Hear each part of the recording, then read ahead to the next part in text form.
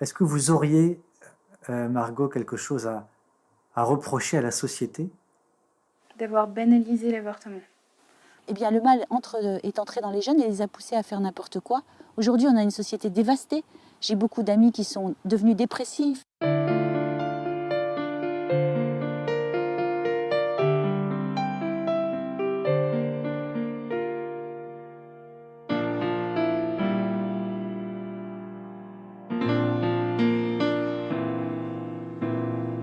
Parler de l'avortement, c'est faire injure aux intéressés.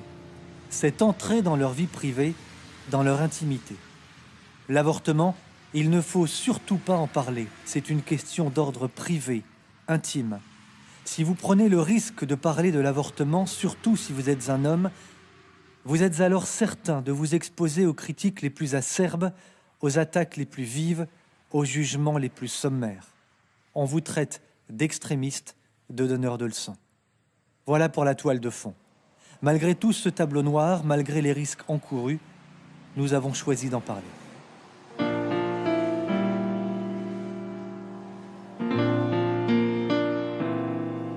Dans mon métier, au cours d'une carrière, le nombre des appels téléphoniques se compte par dizaines, peut-être par centaines de milliers. Un appel, un seul appel téléphonique, m'a pourtant un jour très profondément marqué. Le genre d'appel que vous ne pouvez pas oublier. Nous sommes en 2000, un samedi, je suis en repos. À l'autre bout du fil, une amie âgée de 24 ans. Elle m'annonce qu'elle vient d'avorter, elle est en larmes et je ne sais pas quoi dire.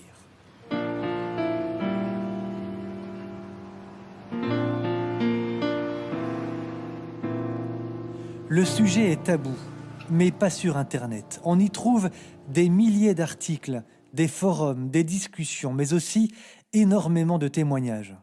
Des jeunes, des moins jeunes témoignent.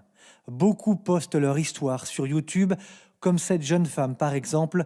Sa vidéo a été vue plus de 90 000 fois. Elle parle de sa douleur. C'était pour vous dire comme quoi, quand même, un avortement, c'est pas rien. Parce qu'il n'y a pas un jour où j'y pense pas. Il n'y a pas un jour où je pleure pas le soir. Il n'y a pas un jour où je me dis, où voilà, j'y pense pas, quoi. C'est vraiment quelque chose à prendre au sérieux. Il faut vraiment, mais vraiment bien réfléchir avant de faire ça, parce que c'est, c'est un acte qui restera à tout jamais. En dehors d'Internet, faire témoigner une femme devant une caméra est difficile. Nous en avons tout de même trouvé. Celle que nous appellerons Margot a accepté de nous répondre et de nous parler de son histoire. Margot, merci beaucoup d'avoir accepté cette entrevue. Quand vous vous êtes rendu compte, Margot, que vous étiez enceinte, vous en avez parlé avec votre ami, j'imagine. Oui. Et comment a-t-il réagi? En fait, je l'ai appelé directement après. Et puis, tout de suite, c'est... ma merde, vite, faut que t'ailles te faire avorter, quoi. C'est la merde, quoi. Ça a été sa réaction? Ah oui, totalement. Mais sans détour, hein. Et puis au téléphone, sans se poser 56 000 questions. Et vous, comment avez-vous réagi? Laisse-moi le temps de réfléchir. Aussi contradictoire que ça puisse paraître, j'avais besoin de lui. Et en même temps, comme il m'étouffait avec sa pression, j'avais envie de le mettre de côté. Qu'est-ce qui s'est passé ensuite, Margot, pour que vous décidiez finalement d'avorter? Qu'est-ce qui s'est passé? Qu'est-ce qui a été ou qu'est-ce qui ont été les éléments déclencheurs? Ma famille. La pression? Oui. Beaucoup de pression? Oui. Oui, parce que j'avais pas le choix. Pourquoi vous n'aviez pas le choix? On ne vous a pas laissé le choix? Oui. Oui, on m'a pas laissé le choix parce que c'était... parce que pour eux, c'est compliqué d'accepter cette situation, vu l'âge que j'avais. D'ailleurs, je suis pas beaucoup plus vieille maintenant, mais je pense qu'ils n'avaient pas conscience, ils n'avaient pas conscience du tout en ma volonté et en mes capacités de jeune femme. De subvenir à vos besoins vous-même? Ah oui, oui. totalement. On réfléchit très mal, on est pressé, les délais sont longs quand même finalement, mais sont courts. Au bout du compte, vous vous êtes retrouvée toute seule. Complètement. Ah mais totalement.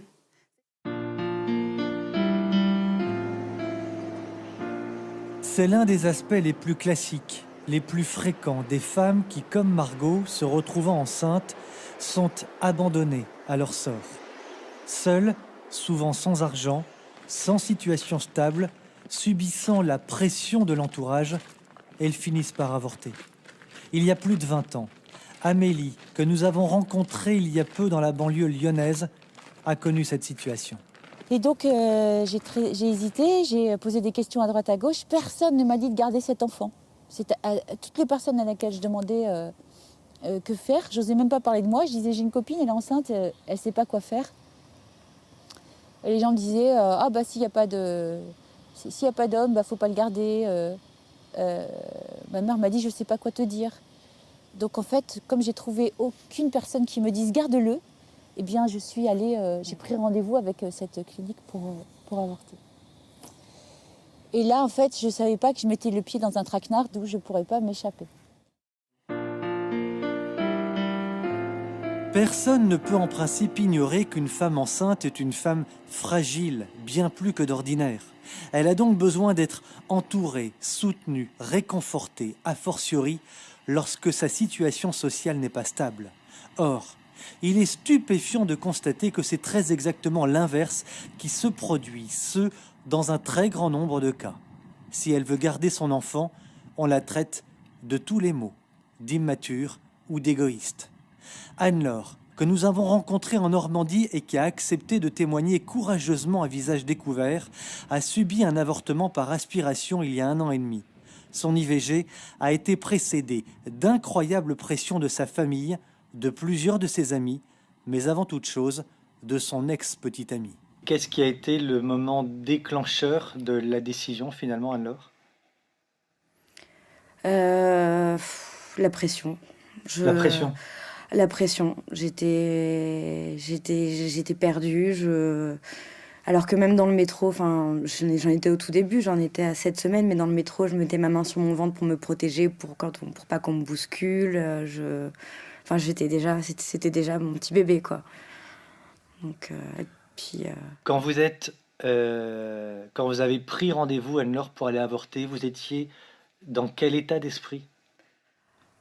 J'étais paniquée, j'étais plus moi-même, j'étais sur une autre planète. J'avais l'impression que c'était quelqu'un d'autre qui faisait les choses pour moi.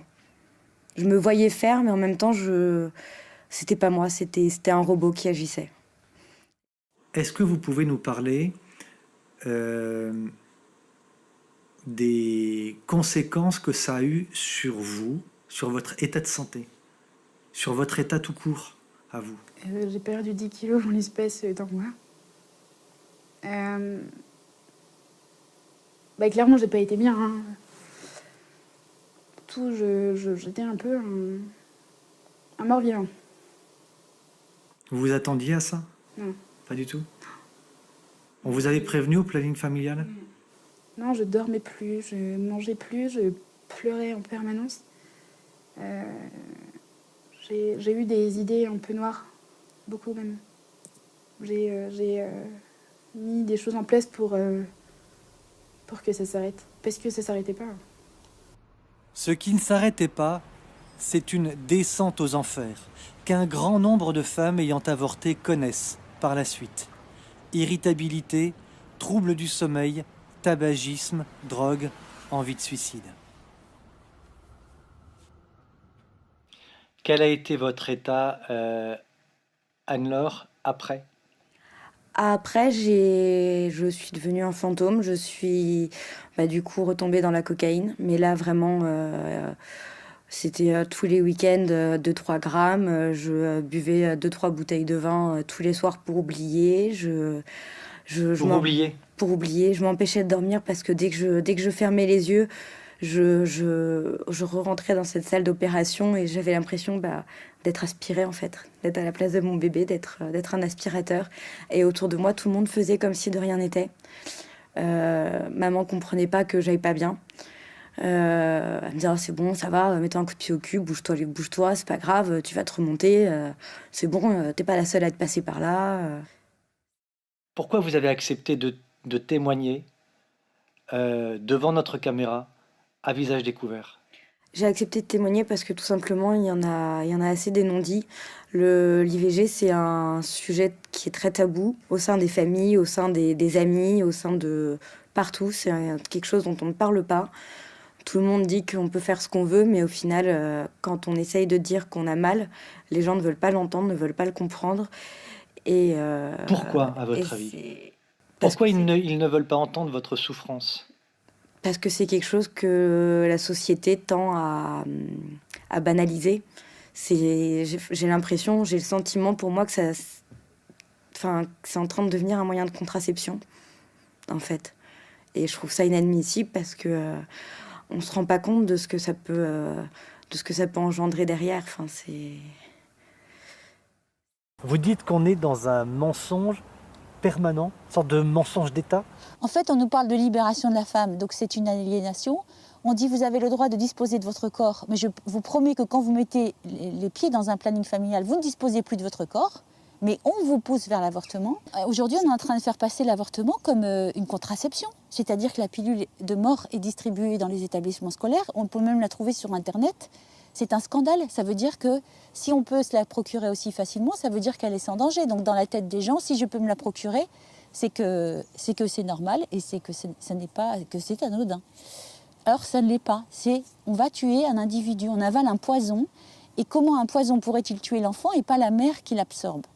Expliquez-moi, forcément, il y aura des conséquences sur la mère. Moi, je suis allée avorter parce que je voulais le faire. Mais je suis sortie contre l'avortement parce que j'ai vu les dégâts que ça a occasionné. Sur vous? Sur moi et sur mon entourage. Convaincu des ravages psychologiques de l'avortement sur la femme, fort de son expérience personnelle, des centaines de témoignages qu'elle a pu recueillir, des femmes qui sont venues spontanément vers elle, Amélie informe. On la voit ici dans un café à Lyon. Elle informe des jeunes qui sont en demande. Ils seraient d'ailleurs de plus en plus nombreux. La société actuelle veut absolument faire croire que l'avortement est un acte anodin, banal, parce que depuis 40 ans, il s'est banalisé. Il n'en est rien. Et si un grand nombre de femmes éprouvent le besoin de parler de leur avortement, même des années plus tard, c'est précisément parce qu'elles souffrent. On est à la fois heureuse et terrifiée quand on apprend qu'on est enceinte. Donc, on a besoin d'être soutenue, on a besoin d'être épaulée, mais pas manipulée. Et vous avez le sentiment de l'avoir été? Complètement.